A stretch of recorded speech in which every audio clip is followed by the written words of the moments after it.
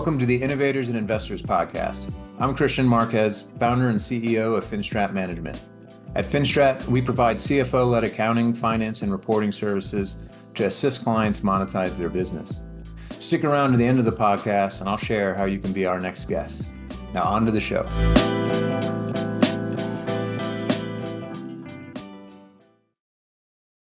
Hello, and welcome to another episode of the Innovators and Investors podcast. I'm your host, Kristian Marquez, founder and CEO of Finstrat Management. Super excited because today we have with us Brad Wisler, founding partner of Paragraph. Brad, welcome to the podcast. Great to be here, Kristian. Thanks for having me. Our pleasure. And so with it, why don't we kick things off? Would love to hear about Paragraph. Paragraph is a venture studio. We build and back scalable software companies. We have a studio with a team of designers and developers and marketers, go-to-market experts. And we have a venture fund that we can invest in the companies that we're working with. And most of what we do is bringing brand new companies to life. We like to say in the stage of investment, you've got late stage, early stage, revenue stage. We like to say we're pre-idea stage. We like to find co-founders, people that we think would make great founders and CEOs, and together with them, develop ideas to bring new businesses to life. My perspective, it's very unique to have the benefit of connecting with an entrepreneur at the very beginning and then nurturing them along the way before making an investment. Would love to hear what was the inspiration of taking this path. I think more than anything, we are builders at heart. All three of the partners at Paragraph, myself, Mike Trotsky, and Michelle Cole, we're all builders. We love to build things. We recognize, of course, that if we build things, they have no value unless there's somebody really who's waking up every day focused on that thing.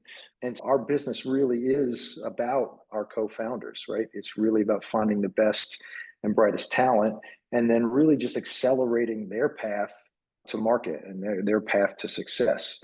The history, Mike and I had a previous venture studio called Sproutbox that we founded back in 2008, which was one of the very first venture studios. And we really were inspired then to do it because we were thinking about starting our own companies. And the more we talked about what we needed to start a new company, we realized there's a lot of things at the earliest stage that are highly inefficient to handle by hiring full-time staff.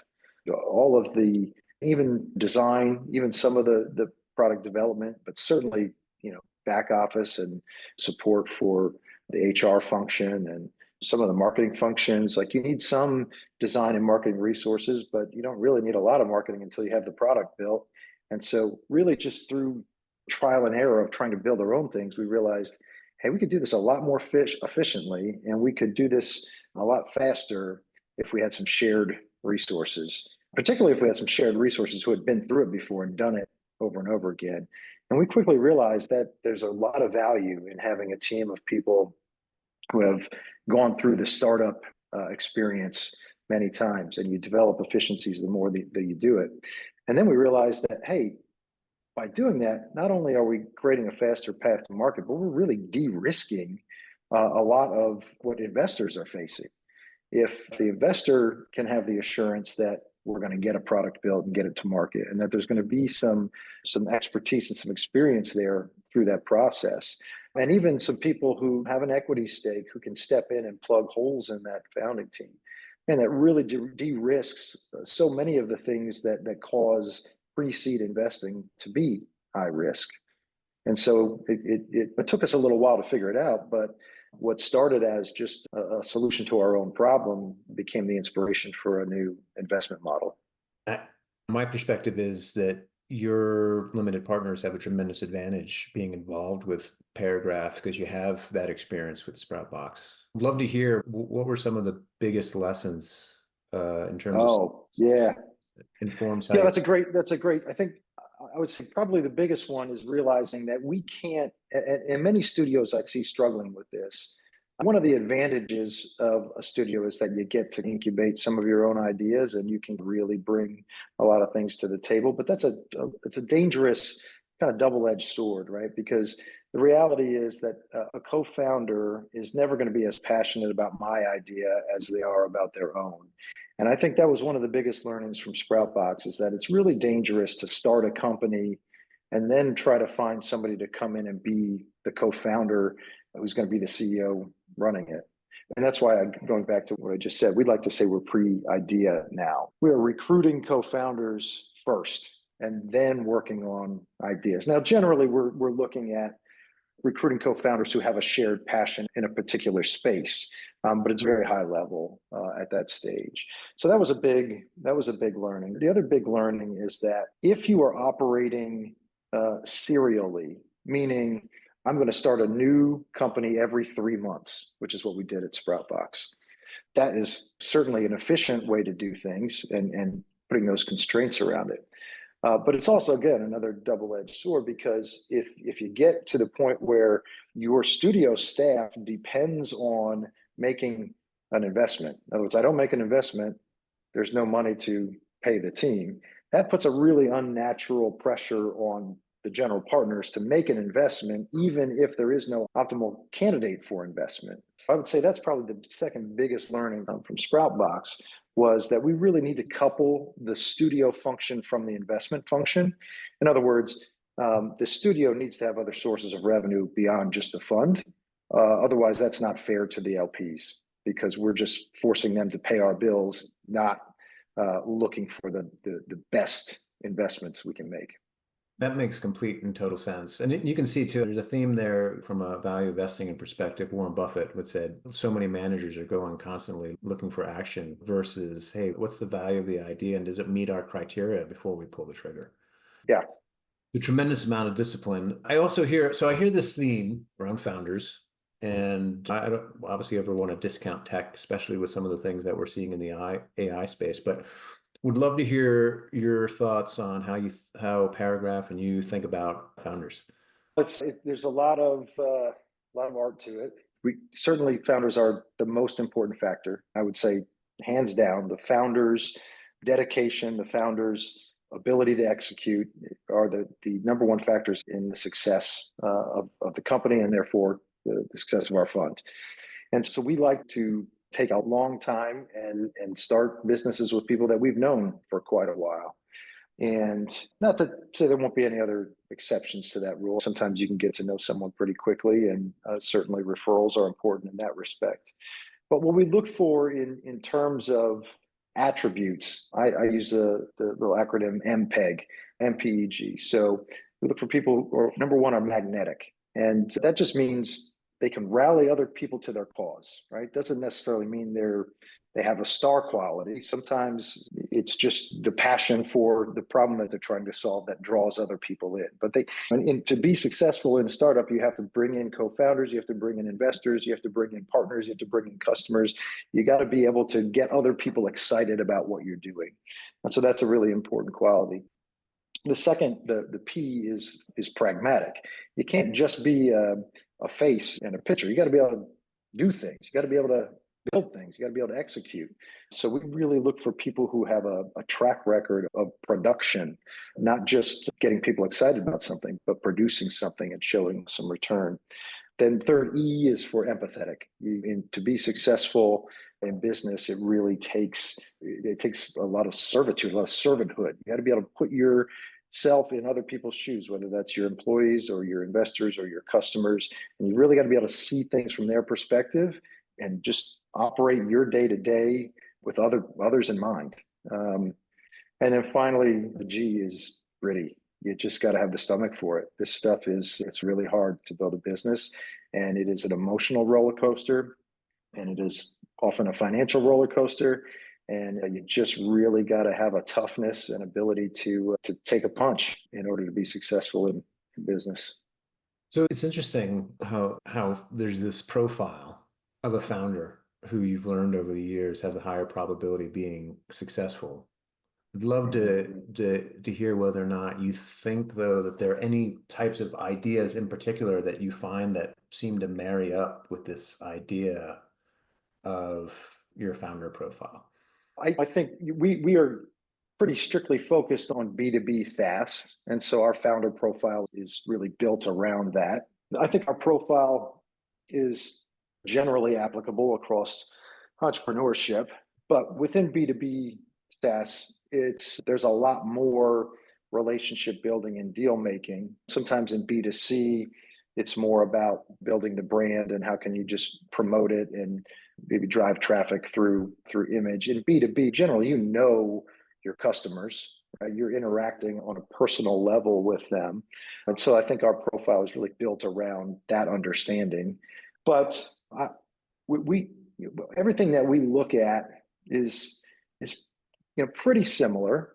We do look at a kind of a broad range of different go-to-market strategies, but the business models are almost all the same. Everything we invest in is going to be a monthly or annual recurring subscription for a piece of software that has multiple users within an organization.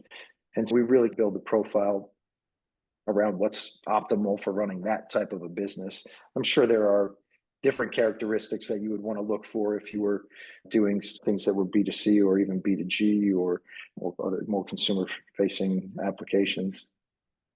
And so building on that, when we talk to investors, sometimes they feel really strong about home runs. Sometimes they're content with setting expectations that the fund is just going to look to produce singles and doubles.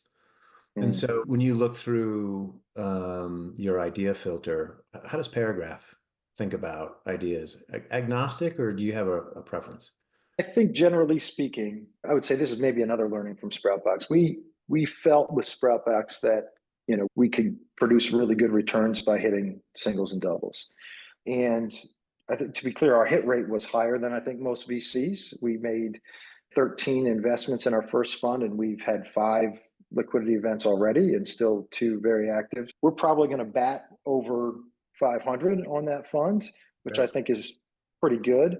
But at the end of the day, it's still the 2 biggest ones that are returning 90% of the returns. So I think you have to invest in things that have the capability of returning the entire fund. That's nothing new. You've probably heard lots of investors say that. I don't think we need to swing so big that everything has potential to be $1 billion company, but we certainly need to be investing in things that can be $100 million company. And so I think there's 2 different lenses that you can look at that through. One is just market opportunity, and that's the important one for us. It's how big can this thing get? And then the second is just how hard are you swinging right out of the gates? And I think this is where a lot of investors misstep. They think I got to hit a home run. And so they swing so hard that they put so much cash in and they burn through so much cash before they've really figured out what's working. And that's where you can go wrong. So I guess that is to say, yes, we want home runs. We're going to watch a lot of pitches before we're going to take a big swing. I think it's a great analogy. All right. So then we have this idea of, hey, we want to see growth, but at the same time, we want sustainable business practices. And so again, Paragraph's in a really unique position is that on day one, you're nurturing what the profile of the business looks like with these founders. And maybe more importantly, I like to say we're bringing companies to market right side up. If you're just taking outside capital, and the first thing you're doing with that capital is going and starting to pay salaries. I'm going to go hire a developer. I'm going to go hire a marketer. You're upside down. You have recurring expenses before you have recurring revenue. And with the way we operate, right, we use our own capital to get the product built, get it to market. And so literally our portfolios companies have the option. They don't always take this route, but they have the option to have 0 expense before they have revenue. They can have recurring revenue come in the door before they have their first recurring expense, which is a very different experience, I think, from most founders. It's so hard to flip that once you're in that position of I'm paying salaries, and so the next thing I do is I got to pay another salary, and you're thinking about growth through the lens of expenses rather than through the lens of revenue growth. And I think it just makes a real difference in the mindset and frankly, I think in the stress level of founders and their ability to focus. And so do you find that with your experience with founders, that's difficult to coach, or do you find that they'll pick it up pretty quickly? Yeah, I think they pick it up pretty quickly. There's so many things to coach in founders, but the folks that we find are really sharp I think that is part of what comes from those other attributes in that MPEG acronym is you get a pretty fast learner, right? If you're gritty and empathetic and you're really listening to what other people are saying and thinking about how it applies to other people, you tend to be a pretty fast learner. And so we've had really good success in that respect. Well, so that's great. So then for the founders in the audience, do you still see a common pitfall that you encourage them to avoid? This could be a whole episode by itself, Probably. probably. I think still today, the biggest pitfall I see with founders is understanding distribution. So many founders, they they they recognize a market, they've done a market research, and they think, I know that there's this demographic or this particular buyer persona, and I know that this is the problem that they're having, and I know I'm building this product that's going to solve that problem, and therefore it's all going to work. They don't think about how is that buyer going to know my product exists? How's that buyer going to know that my product is better than the competing products? How is that buyer going to actually buy it? How are they going to give me the money? How are they going to sign up? What's the onboarding process going to look like? Are they buying it directly from me and one of my salespeople? Are they buying it from a channel partner? Am I onboarding? Am I training them? Are they training themselves? These are the things that founders tend to think of much, much later, only once they've spent hundreds of thousands or millions of dollars to build a product, right? If you're not thinking about those things before you're building the product, you're going to be in trouble. You need to design the product around your distribution strategy, right? Not just around, because your product is part of it is what happens once the customer's already in there using it. Your onboarding, your sign up process, your payment process, your renewal process, all those things should be part of your product as well. So you really need to think about distribution early on before you start building product. I think that's probably the biggest thing we see founders overlooking. And it makes perfect sense to then hone in on empathy as part of the formula, because my sense has been that the founders who can put themselves in the shoes of their buyers have higher odds of success. Because it starts forcing you to ask all of these difficult questions. And I think more importantly, just also confront your own expectations of what you think the market needs or wants. So Yeah. makes complete sense. Yeah, it's very granular. We just had this earlier this week with one of the portfolio companies we're working with right now. We had a couple of hours of debate about what payment methods were their customers going to use. Were they going to pay by credit card, by ACH, direct deposit? Are they going to need to get invoices? And those are the kinds of things that you got to think about early, because you can build a product that people want and they just can't buy because your acceptance process is different from their procurement process. And hence the grit portion, because you better be adaptive and not think you understand everything and be able to roll with the punches as you find Yep. out it's telling you something different. It makes complete sense.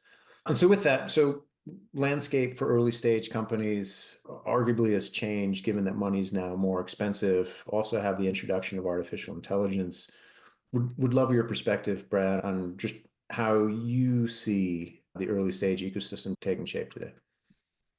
Yeah, I think it's changing, but on the whole, it's not that different. Like you said, capital is a little more expensive, but product development is a whole lot cheaper. You can build things way faster, and you can build things that are more scalable for a lot less money. We built things at Sproutbox. Generally, we didn't have time to build automated deployment or full automated test coverage. Now it's hard to build something without those things. It's just so easy with what's built into your CI/CD pipelines and what's available with AI assistance, and just the underlying infrastructure for SaaS has just evolved so much in the last few years that you can just build a lot more with less. So I think particularly for software entrepreneurs, there's a real advantage there. I'm sure there's similar advantages in other markets, but particularly in software, AI has just made the cost of the build much cheaper, and that offsets increases in the cost of capital, particularly in our model, because what we're investing is correlated so heavily to the initial product build. I think it's a real advantage for us.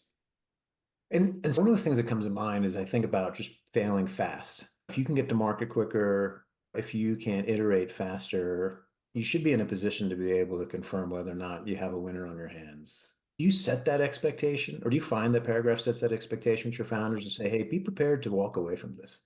If Yep. We're not. Yeah. Yeah, I would say be prepared to adapt. I would never tell somebody to be prepared to walk away from this. I want founders who are saying, I'm never going to walk away from this. This is my life's work. But yes, I want founders who are willing to adapt without quitting.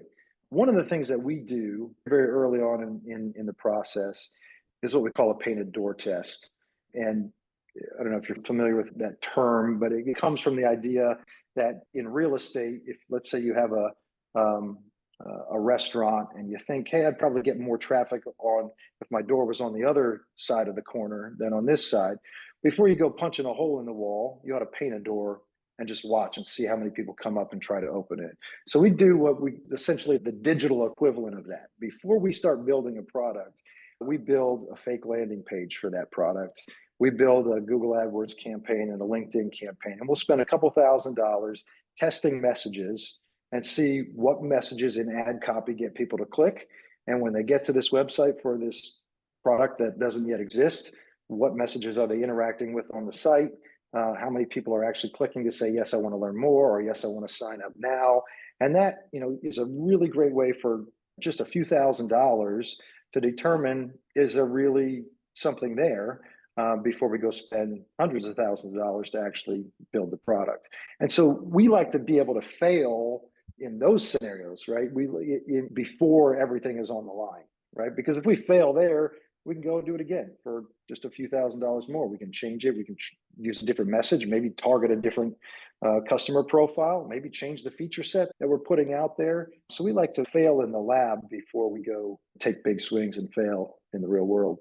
That's brilliant. I hate to put you on the spot, but I'm going to bet I'm not the only person who's wondering. I'd love to hear a real world scenario where that played to your advantage. There's many of them. Usually the tweaks we end up making based on those tests are really around messaging, a little bit around the core feature set. I'll give you one great example. We had a company that we were going to invest in. We did end up investing in many years ago, but the idea was this was a customer service app that would basically give you a universal customer service app. So whether you're at a hotel or a restaurant, whatever it is, there would be a way to scan a QR code and essentially skip the line and get to senior management or get to somebody at least who could solve your problem.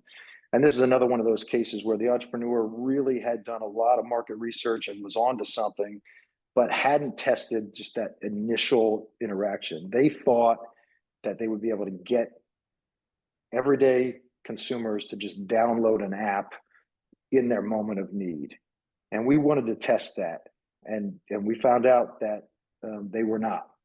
We ended up changing the entire tech stack and really the way that the application was delivered. Instead of having a QR code that you scan to download an app, we had to have that QR code just jump you straight to live chat with the person. We invested on the idea that we were going to build a mobile app, and we ended up throwing out that whole idea because it turned out that part of just waiting for an app to download and install at a moment of frustration destroyed the whole value proposition. Right. The whole point was get them to someone who can answer their problem quickly. We found that when they started downloading the app, they just got more frustrated because it was just another step for them to wait for. So sometimes it changes the strategy. Sometimes it changes the target customer. Sometimes it changes what we're going to build. So you're right. This mindset of being adaptive, if you're running into a roadblock, I think is great. I've seen it play out myself because there's so many unknowns. And until you actually get started and are willing to incorporate what you learn, you're not setting yourself up for optimal success. Brad, it's been a great podcast. Before we wrap up, would love to hear what advice you would have given your younger self before you got started, if you had the opportunity to go back. Wow, that's a tough question. I think I would just say be patient. I think it's really easy to get excited about getting involved in more companies. You always want to do more. It's easy to get excited about raising the next fund, raising a bigger fund. Our motto at Paragraph is craft over craze. And I think that really incorporates what I would have told my younger self. Take the time and just craft things that are really beautiful and well thought out. Craftsmanship is not quick. And at the end of the day, the things that are going to succeed are not the thing you did the quickest. It's probably going to be the thing you took your time and did right. And entrepreneurs, by their very nature, are eager and ambitious. And so it's a real fight, I think, in the mind of an entrepreneur to force yourself to just slow down and pay attention to detail and make sure you get it right, and just craft something that's going to stand the test of time. I love it. And it sounds like any founders who are fortunate enough to get inside Paragraph are going to benefit from some great experience and wisdom. Brad, thank you so. If there are any founders or investors who want to get in touch with you, how can they find you? Paragraph.ventures. Step one is just submit your paragraph. There's an easy way on our website just to write a few sentences about yourself and your idea. And I would love to hear from you. Fantastic. Folks, Brad Wisler, founding partner of Paragraph. Brad, thank you so much. Thanks, Kristian. Great to be with you.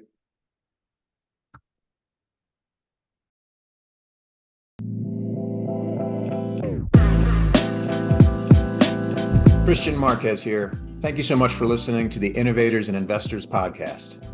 If you're a successful founder or an investor who would like to be on the podcast, please visit podcast.finstratmgmt.com/podcast-guest. If you've got something out of this interview, please share this episode on social media.